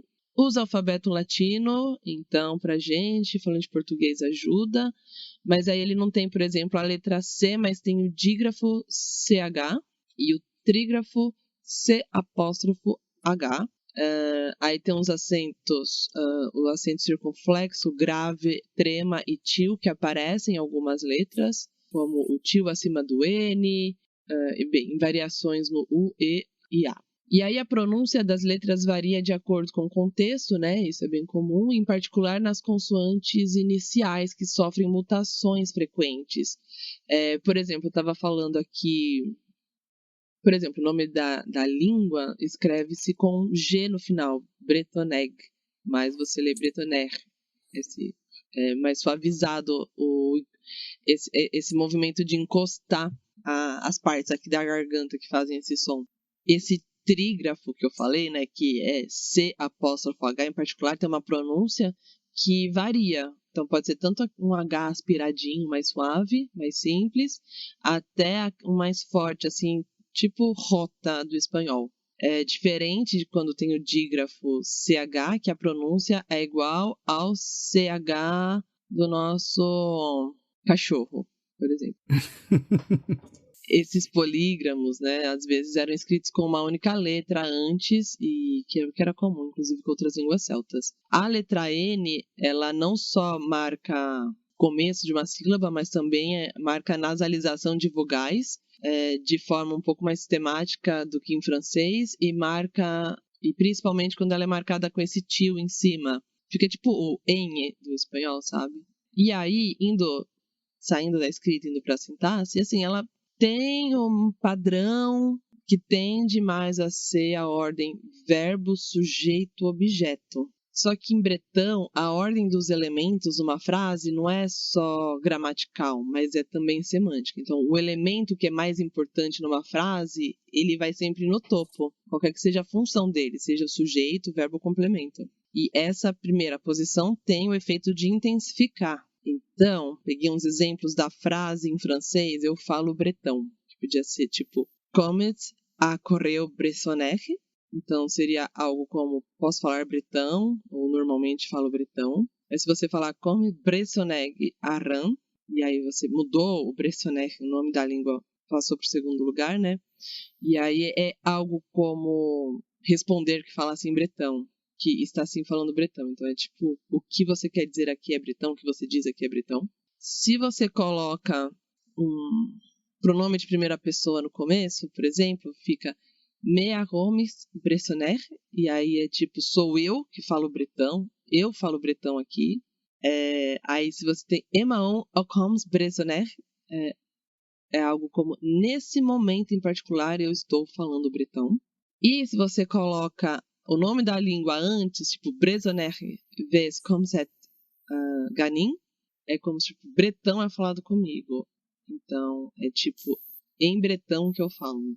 E aí o verbo conjugado sempre vai na segunda posição, menos quando ele é o próprio elemento de destaque que vai na frente. E aí, geralmente, os outros elementos da frase também são organizados por uma ordem decrescente de importância. E essa flexibilidade na estrutura confere uma expressividade na língua bretã que muitas vezes é difícil de transmitir lá pelos outros franceses, quando eles vão traduzir o que estão falando. Eu queria separei aqui para trazer também o verbo besan, que é ser ou estar, porque assim, na conjugação desse verbo, os pronomes na função do sujeito são omitidos, porque as flexões já marcam qual é a pessoa, né? Então, sou, estou é on, você está out, ele é, ela é eu, nós somos, estamos up, vocês estão ok, eles estão int, e aí tem um oar ou eur, que significa a gente está, as pessoas em geral, sabe? Então a gente tem só esse nós, só primeira pessoa do plural, que é esse nós e a gente, é igual, né, que a gente usa para as situações. Mas quando você está falando de pessoas no geral, então você fala, nós humanos, o que nós humanos fazemos, Felipe? Todos nós? Não, antes de você dizer o que nós humanos fazemos, assim, você disse que o verbo bezan é ser ou estar, mas nenhuma conjugação do verbo tem a palavra bezan. É tipo, eu estou legitimamente confuso, porque assim, on, ut, eu, omp, och, int, oar. Cadê o bezan? Então, a gente tem verbos irregulares e é muito comum que nas línguas o verbo para ser, estar, ou às vezes coincidem, às vezes não, é muito comum que esses verbos sejam irregulares porque eles são muito usados. A gente pode ver que verbos que são muito mais usados cotidianamente mudam mais, inclusive porque quanto mais você fala, mais a língua vai se transformando, né? Tá, então é tipo o to be, e aí vira I am, you are. Exato. Tá. Não Okay. tem be nas conjugações. Sim. Não, porque assim, eu fiquei. Mas é a mania de pensar, tipo, em português, né? Então, porque assim, se o verbo, né, o ser vira eu sou, então parece um pouco, mas tipo, o bezan vira on, ut, eu, e aí eu fiquei confuso. Mas enfim, desculpa. Não, é muito legítimo perguntar isso, na verdade, né? E é que a gente acostuma também, mas o nosso verbo ser, por exemplo, é bem irregular também. E as coisas que se juntam, às vezes, tipo fomos. Fomos é que verbo? É o verbo for. Isso. Nós humanos, respondendo essa pergunta, nós gravamos podcast. Quero ver você falar isso em bretão. É o ar, gravamos podcast. Não, é que o ar seria ou está. Estamos gravando podcast. Isso aí. Enfim, para quando você vai falar no geral, assim, sabe? Então temos essas duas formas de primeira pessoa do plural. E aí, só que essa supressão aí de não ter que falar o pronome só pode ocorrer quando um adjetivo começa a frase, na real. Porque, e daí tem um exemplo aqui da frase eles são grandes, que seria bras int, que é literalmente grandes são. E a frase, por exemplo, estou pronto, que seria prest on, que seria literalmente pronto, estou. E aí, no caso da negativa, em vez de seria prest on, como não vai começar com o adjetivo, então ele vai lá pro final e aí você tem que colocar lá o pronome. E aí seria on, cat prest. E cat é não, em bretão. Eu sempre gosto de prestar atenção nas línguas que o não começa com a letra N, inclusive, né? Tem uma mutação consonantal, que eu falei, né? Que é uma das particularidades do bretão e das línguas célticas no geral. Essa mutação das consoantes após o artigo, aqui. Então, por exemplo, a palavra tad, que é pai, se você vai falar meu pai, que você põe o ma na frente, já não é tad, é sad. Então, seria tipo ma-zad. A palavra carro é car, e se você for falar o carro, você vai colocar o artigo na frente, então fica ar-car, fica tipo mais aspirado. Aí tem outro exemplo, por exemplo, cesto, que é banner, para falar o cesto é banner. E aqui, vamos ver se vocês lembram do episódio 2, que foi sobre galego, que tem um fenômeno no galego que é a reada, e que você faz esse som do G de forma aspirada. Então, por exemplo, seria jalejo. Assim, ele tinha uma ocupação celta ali antes dos romanos chegarem, né? Então, tanta reada... Então, há gente que defenda que a reada, jaleja, seria um vestígio de uma influência linguística celta mais antiga, assim.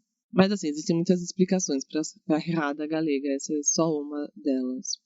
Aí, meu caro Felipe, nossa, eu tentei falar aqui, mas veio... Eu fui tentar imitar o xadrez verbal, mas é meu caro Matias, é você que normalmente eu falo meu caro Matias, Mas que eu acho que isso aqui, pra mim, é bem da Ciricutico, porque em bretão a contagem de 21 até 99 é feita por vintenas e não por dezenas. E acho que você já viu isso em alguns outros lugares, né? Acho que o francês faz algo parecido. Francês, para saber número em francês, você tem que comer uma calculadora. Porque você tem que ficar, né? Por exemplo, 80 em francês é 80, 4 20s. Então é meio parecido a lógica. Então, tipo, 79 seria Noantec a Triugend, que seria literalmente 19 sobre 3,20. Tipo, se alguém falar isso pra mim, deu 19 sobre 3,20 euros. Eu vou passar no débito e pronto, assim, sabe? Eu vou fazer conta. E aí o objeto que é contado, ele vai imediatamente à expressão de unidades. E ele sempre fica no singular. Então, se você quiser falar 25 você fala cachorros ou cachorros? Eu falo cachorros. É que eu nunca faço plural, né? Eu falo os cachorros. Aí pra mim é muito... Enfim, mas seria...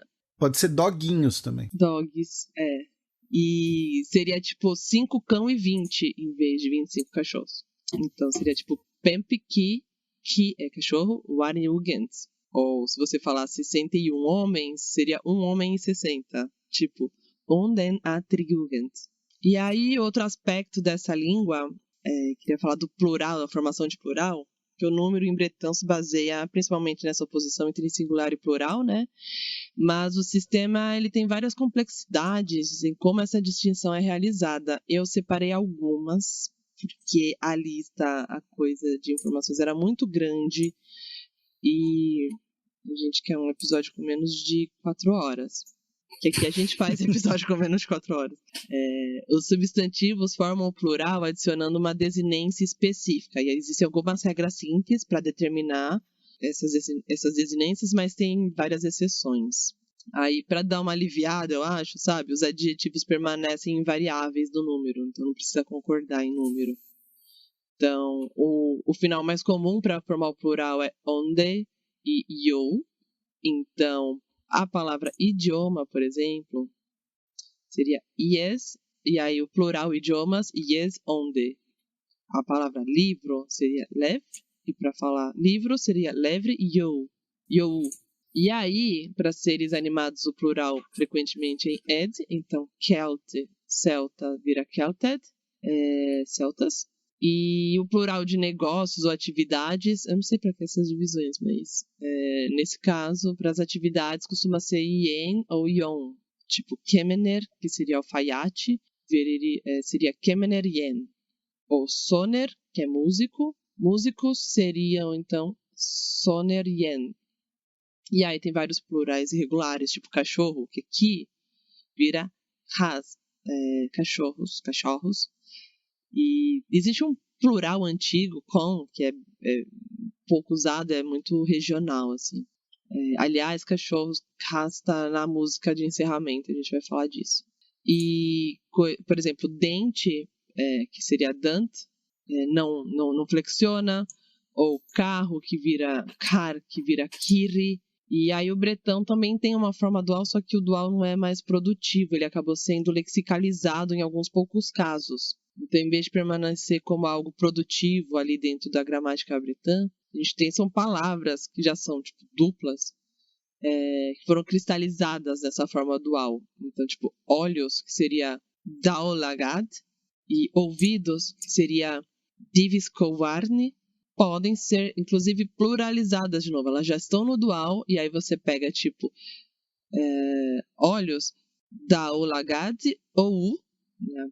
Pense ou de plural no final, ou pega o ouvidos e vira edskoarni ou.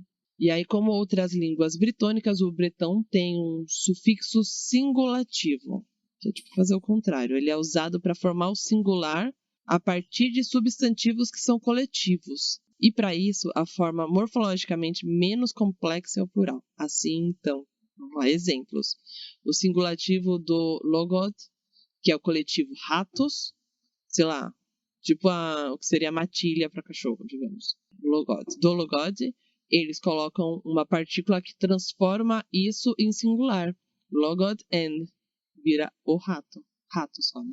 Separei aqui 2 palavrinhas que eu vi que a gente usa em português. Uma eu achei meio... Assim, tem controvérsia sobre ser realmente bretão. Existe mais de uma teoria, mas seria a palavra dolmen. Na Galícia eu vi muito.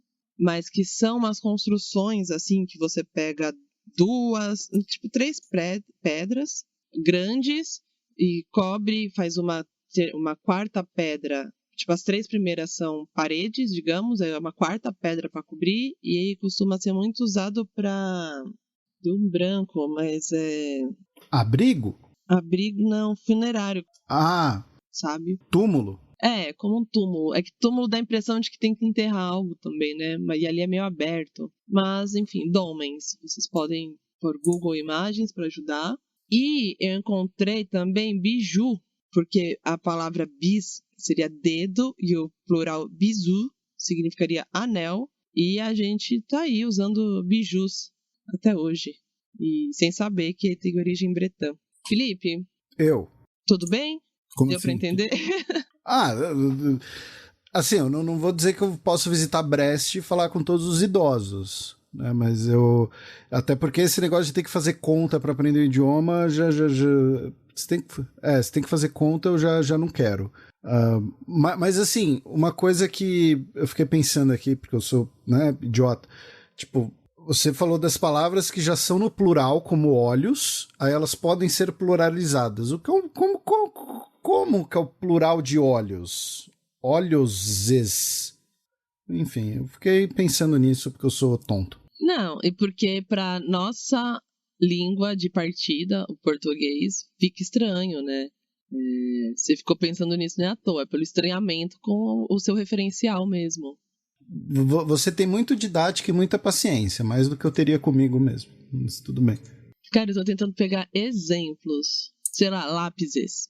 Não, óculoses. Parece o Smeagol. Eu tô pensando nele também. Como falar a língua do Smeagol. Então, tô imaginando tipo óculoses. Porque é plural. Não dá pra gente falar isso em português, gente. Ok, sabe? A gente vai viver. Vamos sobreviver. Vamos pro próximo bloco.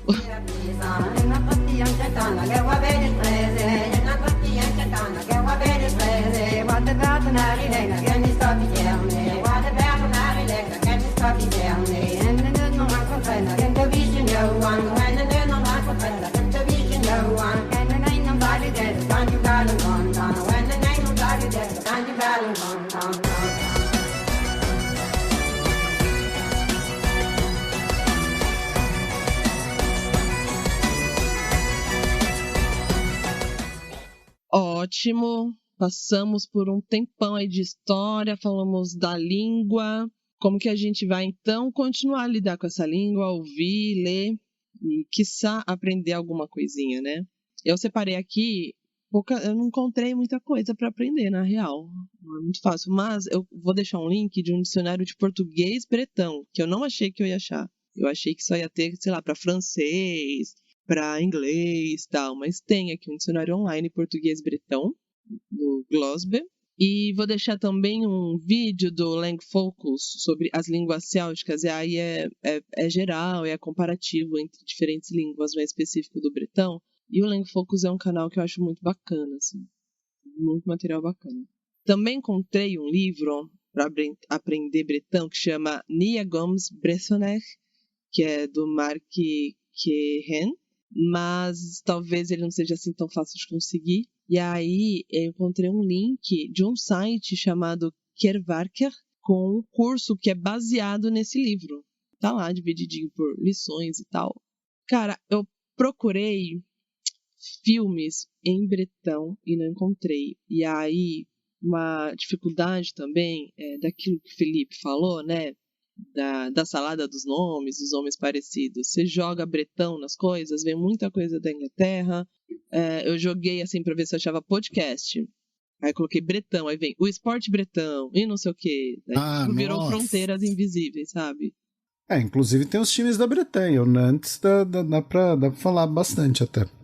Já fica a dica aí pra retomada do Fronteiras. Mas, né, eu acabei separando coisas sobre, né, de material complementar. E aí cheguei num negócio que eu não esperava, documentário chamado Barão de Melgaço, o bretão cuiabanizado Augusto Leveger. Foi dirigido pelo Leonardo Santana, é de 2021. É sobre um militar franco-brasileiro, que é o Augusto Leveger, que seria bretão, nascido em Saint-Malo, e que foi destaque na Guerra do Paraguai e foi presidente da província de Mato Grosso em vários momentos, assim, sabe? Ele também foi historiador, foi geógrafo, tinha entre seus principais interesses a hidrografia. O Leveger ficou famoso pela dedicação à ciência e à proteção da região ali da fronteira do oeste do Brasil durante a Guerra do Paraguai. E, inclusive, numa entrevista que eu vi do diretor do documentário, ele fala que, graças a ele, que a gente fala português e não espanhol. E eu não fazia ideia desse cara, assim, na história da Guerra do Paraguai. Eu, pra ser sincero, assim, o nome não me seria estranho, mas assim, se você falasse, conta mais sobre o Barão de Melgaço, eu falar, Guerra do Paraguai, é isso que eu ia falar. Eu não... Bretão. E aí encontrei um documentário também, esse que eu gostei bastante, que chama A Verdade sobre o Povo Bretão. É isso em inglês, The Truth About the Breton People. É um documentário de um projeto holandês que chama VPRO, tipo VPRO. Os vídeos sempre têm a legenda, tipo assim, o entrevistador fala em holandês e na língua local também, mas ele sempre tem a legenda em inglês, francês e espanhol. Esse documentário tem muitas entrevistas, passa por algumas cidades da Bretanha, passa tanto por centros urbanos como áreas rurais. Eu gostei que mostra assim, umas contradições e divergências nos discursos das pessoas ali. Você vê, sei lá, os bretões indo numa manifestação dos bascos da parte basca, da parte francesa do País Basco, por exemplo, indo lá dando apoio a eles, aos occitanos, aos provençais, enfim. Inclusive, nas buscas para o episódio, eu encontrei imagens do rolê lá dos coletes amarelos, de galera com bandeiras da Bretanha. Que o pessoal, uma hora foi, sei lá, virou, 1000 pautas, né? É contra tudo isso que tá aí. Era contra tudo isso que tava aí mesmo. Episódios mais antigos do Xadrez Verbal trazem muito material, aliás, sobre essas manifestações. Aí eu gostei, eu destaquei um trecho lá de uma entrevista lá desse documentário da Verdade sobre o Povo Bretão, que o cara tá contando assim, os parisienses ficavam reclamando que na Bretanha tá sempre chovendo. Aí a gente fez um monte de camiseta aqui, escrito, a chuva só cai sobre os babacas. Os gilipollas, né, que eu assisti com a legenda em espanhol. Gostei. Eu vou deixar um link aqui pra vocês verem, tem 8 filmes, indicações de filmes que se passam na Bretanha, que daí as pessoas podem ir vendo paisagem e tal. Inclusive um deles é Retrato de uma Dama em Chamas, acho que é esse o nome do filme. Retrato de uma Dama em Chamas, que é um filme que eu recomendo que assistam, e aí é isso, se passa na Bretanha. Cara, Felipe, o que você trouxe? Então, na verdade, eu não trouxe nada, porque eu não sabia que tinha que trazer. Desculpa. Estou sendo pego de surpresa. Mas então eu vou manter o Brittany, a Cultural History, que eu citei. E tem mas assim, de cabeça, tem um outro livro sobre a Bretanha medieval. Eu só vou aqui dar uma colada, o nome, sobre as relações com o Império Carolíngio. Mas é uma leitura muito específica, tá? Assim, acho que não vai interessar muita gente, mas, né, quem gosta do período franco e tal, talvez interesse, que é da Julie Smith, que é uma das principais historiadoras sobre o Império Franco em língua inglesa, né, que se chama Province and Empire, Brittany and the Carolingians, né, que fala dessa questão de centro e periferia, dessa resistência da Bretanha, né, em não ceder aos avanços francos, aos avanços carolíngios. Então, eu cheguei a ler um trecho desse livro na faculdade. O pessoal, como eu disse, talvez tenha percebido ali, quando a gente falou de Idade Média, eu me senti ali um pouco mais confortável.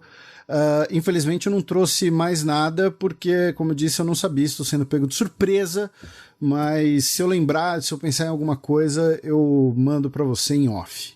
Acontece, Ramos, mas, cara, tem algum Asterix específico que você acha que seria mais...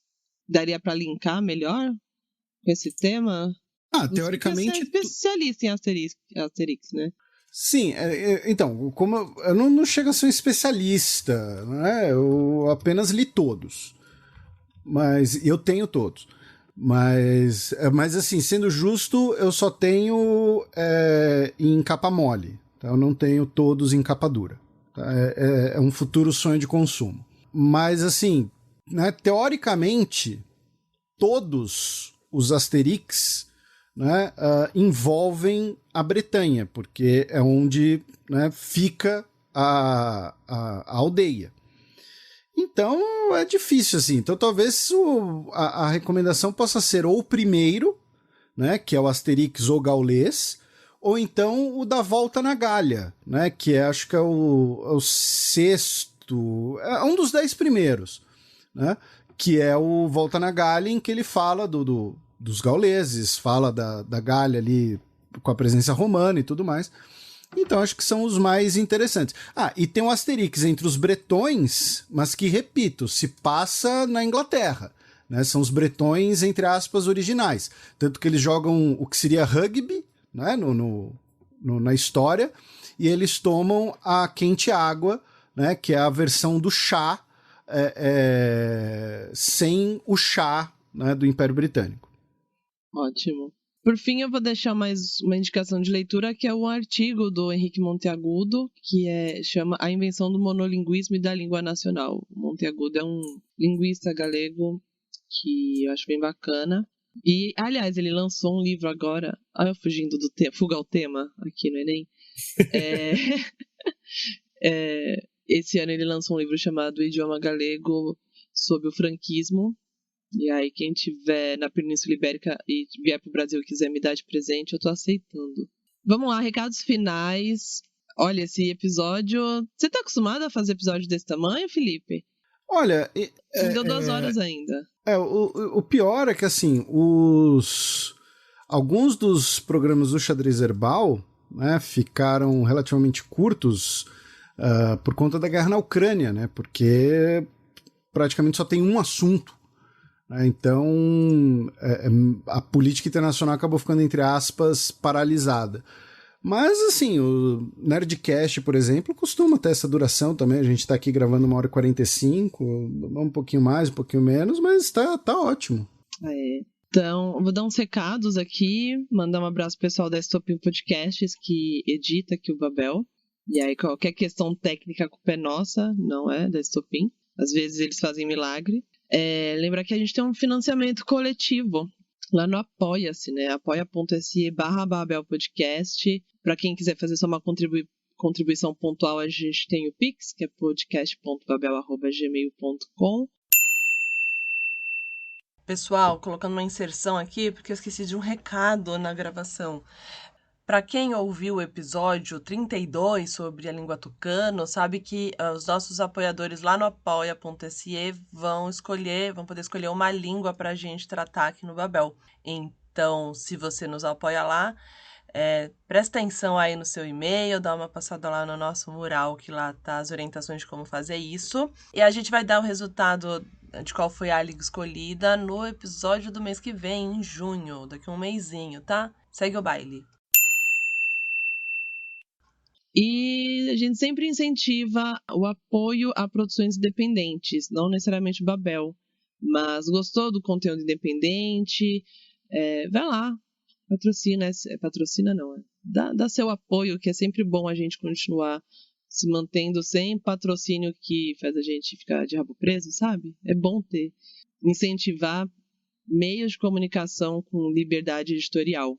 Lembrando que a gente tem um Babel no YouTube, a gente lança os episódios lá no nosso canal no YouTube, para quem prefere YouTube. E aí vocês podem falar com a gente por e-mail, que é o podcast.babel@gmail.com. Temos nossas arrobas no Instagram e no Twitter como Babel Podcast, a gente tem uma página lá no Facebook e a gente sempre lança as músicas que a gente usa ao longo dos episódios na nossa playlist no Spotify chamada Torre de Dança. As músicas que estão no Spotify, nem todas estão. E aí eu queria mandar um abraço, vou mandar um abraço pro Rodrigo Lazaresco, que me recebeu em sua casa, Ovelha. Até aí eu ia te chamar de Alemanha aqui o tempo todo, né? Se eu fosse entrar no rolê de vocês. O pior é que você falando assim, vai ter um monte de gente querendo entender o porquê desse apelido, mas tudo bem, isso deixa para outro programa. Pois é. Então, por enquanto eu vou falar Rodrigo. E eu queria, muito mandar um abraço para vocês lá da equipe do Xadrez Verbal. Então, manda um abraço pro Matias, pra Vivian, o pessoal porque sempre tem uma equipe por trás, assim, né, que lida para dar conta do episódio sempre sair. E pro pessoal do Nerdologia, tô te usando de menino mensageiro aqui, porque são projetos que eu acho bem legais. E aí, aproveita e manda um abraço pro Átila. Pode deixar. Porque isso aí me guiou muito durante a pandemia. No início da pandemia, eu sei que não é o seu caso, tá? Vou deixar isso muito claro, não é o seu caso, até porque se fosse o seu caso, isso seria em off, mas ali meados de 2020, assim, julho, agosto, era impressionante o tanto de gente que vinha falar comigo, mas que no fundo queria falar com o Átila. E aí, em algum momento falava, você tem o contato dele? Você pode me passar e tal? Aí eu brincava que eu era o assessor de imprensa do Átila. Olha só. Não remunerado. Eu ia falar pegou um freela, mas era mais um trabalho voluntário. Tipo isso. Não, e eu descobri que a gente tem a mesma idade, porque a gente tomou vacina no mesmo dia. Eu me senti importante. Enfim. Você e o Átila, você tá querendo dizer? O Átila e eu tomamos o mesmo dia. E Felipe, seus recados finais, se quiser fazer propaganda, jabá, essa é a hora. Bem, apenas agradecer o convite. Demorei, inclusive, né? Porque nos últimos meses... Os meus últimos 3 meses, 2 meses e meio mais ou menos, foram bastante complicados em questão de trabalho, também algumas questões pessoais, e você foi bastante compreensível, tanto que a gente marcou assim, a data com mais de um mês de antecedência, né? Normalmente as pessoas sempre querem gravação mais em cima e tal, então gostei bastante, serviu para tirar um pouco da zona de conforto. Estou ao dispor para outros temas, outras gravações, podem contar comigo para o que precisar. E quem quiser ouvir algo parecido com o Babel, né, que fala a história ali de uma região, de uma identidade, mas substituindo a linguística pelo futebol, pelo esporte, né, tem o podcast Fronteiras Invisíveis do Futebol, que é um projeto meu e do Matias, que está congelado ainda por conta da pandemia, mas em breve deve ser reavivado.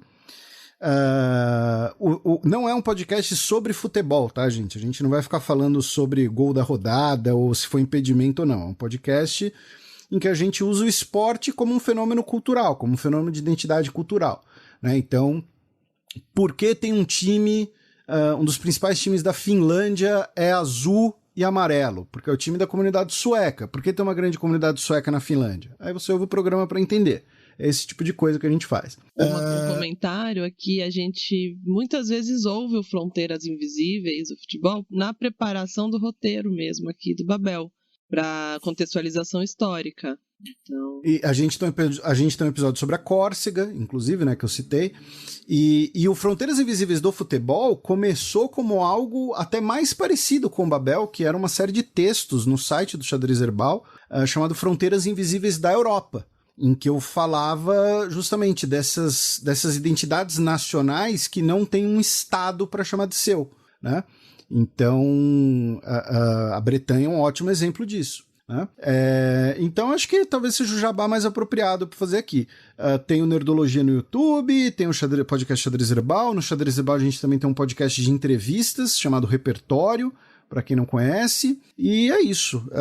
Novamente, sou muito feliz pelo convite e podem convidar de novo. E, querendo ou não, agora, né, com as coisas começando a normalizar, quem sabe a gente marca alguma coisa, né? Tipo, eu, você, o Rodrigo, pra gente fazer um programa sobre a Romênia, não sei, alguma coisa assim. Ele numa perspectiva ufanista, eu numa perspectiva húngara. E eu, antiluminista. Mas, então, muito legal. E como eu disse, se viu pra intencionalmente tirar da zona de conforto.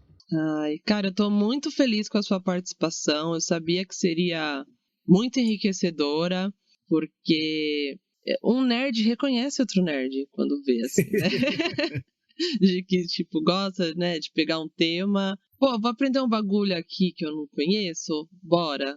Então, sabia que seria bacana com você. Agradeço muito mesmo sua participação, a disponibilização do tempo, tanto para gravação quanto para pesquisa, né, que envolve muita pesquisa. E conte comigo pro que precisar aí, com alguma consultoria, sei lá, que vier aí na cachola que eu puder ajudar. De pronúncia de bretão. Isso, claro. Acabei de matar a língua aqui ao longo do episódio, mas pode me chamar, eu vou. Então, pessoal, para finalizar esse episódio, a gente vai ouvir uma música que chama Archas Don Yellow da West, que seria Os Cães Domesticados se Tornarão Selvagens Novamente, que é uma canção de orgulho bretão, digamos assim. Um beijo e até o próximo episódio.